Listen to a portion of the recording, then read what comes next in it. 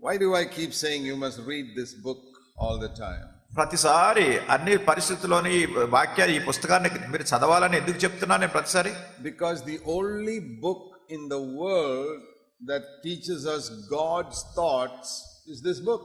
దేవుని యొక్క తలంపులు మనకు బోధించడానికి ప్రపంచంలో ఉన్నటువంటి పుస్తకాలు అన్నిటికంటే ఇదే ఈ దైవ గ్రంథమే బోధిస్తుంది. So if you want to know God's thoughts, you better read this book. కనుక మీరు దేవుని తలంపులు తెలుసుకోవాలి అంటే మీరు ఈ గ్రంథాన్ని చదవటం ముఖ్యం. And let the thoughts in this book become your thoughts. ఈ గ్రంథంలో ఉన్నటువంటి తలంపులు మీ తలంపులు కావాలి. This is the only book in the world that shows us God's ways. ప్రపంచంలో ఇది ఒక్క గ్రంథం మాత్రమే దేవుని విధానాలను మనకు చూపిస్తుంది.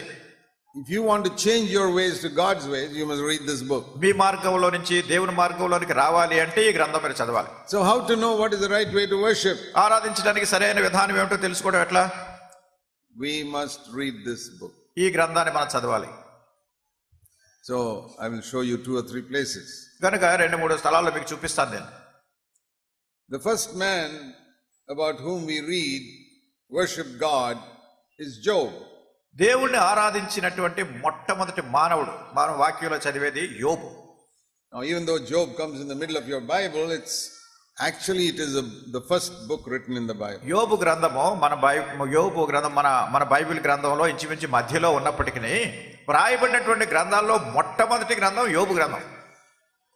Job has been kept in the middle because it's like a poetic book like Psalms and Proverbs and all. అది కీర్తనలు సామెతలు మాదిరిగా ఒక పద్య భాగంలో ఉన్నటువంటి గ్రంథంగా యోబు ఉంటుంది కనుక దాన్ని బైబిల్ గ్రంథంలో మధ్యకి తీసుకొచ్చారు. Genesis was written by Moses. ఆది కాండము మోషే రాసినాడు. Jesus said that.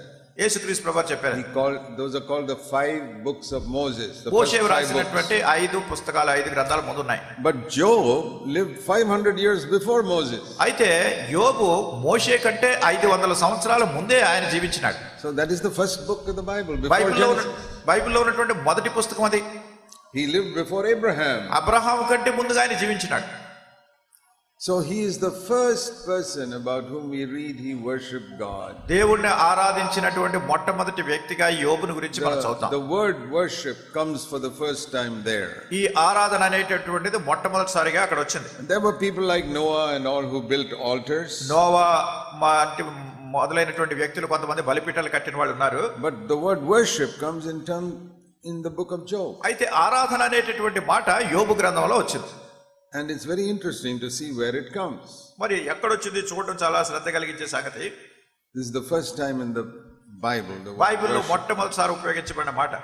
Now we can worship God suddenly if you get a promotion in your job. చూడండి, మీ ఉద్యోగంలో ఏదైనా ప్రమోషన్ వచ్చింది అనుకోండి, అప్పుడు వెంటనే మనం దేవుణ్ణి ఆరాధించడం సులువేది.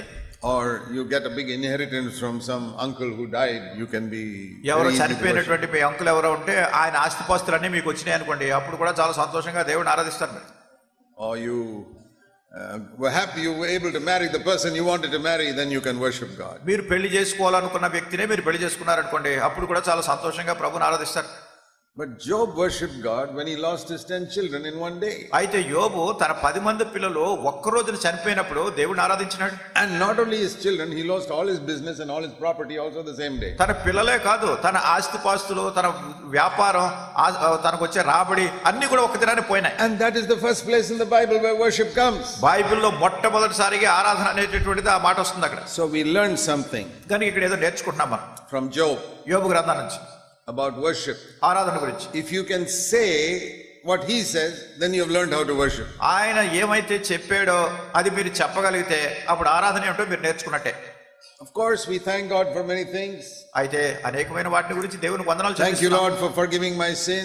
ప్రభువా నా పాపాలు క్షమించినందుకు వందనాలు. Thank you Lord for giving me the Holy Spirit. పరిశుద్ధాత్మని ఇచ్చినందుకు నీకు వందనాలు. Thank you for giving me the promotion in the job. ఉద్యోగంలో నాకు హెచ్చింపు ఇచ్చినందుకు వందనములు. Thank you for allowing me to marry the person I wanted to marry. నేను కావాలనుకున్న వ్యక్తిని పెళ్లి చేసుకోవడానికి సహాయపడినందుకు వందనములు. Help me to build a new house. Thank you Lord. ప్రభువా కొత్త ఇల్లు కట్టుకోవడానికి సహాయపడ్డావు, నీకు వందనాలు. All that is good. I'm not saying we should not thank and worship the Lord for all that. ఇవన్నీ మంచివే. వీటి గురించి మీరు ప్రభు కృతజ్ఞతా వందనాలు చెల్లించి ఆరాధన చేయకూడదని చెప్పట్లేదు. But sometimes worship can be painful. కొన్నిసార్లు ఆరాధన అనేటువంటిది కొంచెం బాధాకరంగా కూడా ఉంటుంది. That is called the sacrifice of worship. అంటే ఈ ఆరాధన కూర్చున్న అర్పణ ఇది. Sacrifice is something that costs us something. ఈ అర్పణ అనేటటువంటిది ఏమిటంటే దానికి కొంత విలువ చెల్లించాలి, క్రయం చెల్లించాలి. When I thank the Lord for something good happening to me, it's not costing me anything. మరి నాకు ఏదైనా ఒక మంచి జరిగినప్పుడు దేవునికి అప్పుడు వందనాలు చెల్లిస్తుంటే దానికి నేనేం క్రయం చెల్లించక్కర్లేదు. But if one day you get the news that all your children have died, ఒకవేళ మీకు ఒక రోజు వార్త వస్తుంది మీ పిల్లలందరూ చనిపోయారు అనుకోండి, and you lost your job, మీ ఉద్యోగం పోయింది, and your house got burnt up, మీ ఇల్లు కాలిపోయింది, and you lost all your money, మీ డబ్బంతా పోయింది, all in the same day, అంత ఒక్క రోజునే జరిగింది ఇది. then if you can bow down and worship God, you have understood worship. అటువంటి పరిస్థితుల్లో కూడా మీరు తల వంచి దేవుని ఆరాధన చేయగలిగితే ఆరాధన అంటే నేర్చుకున్నట్టే.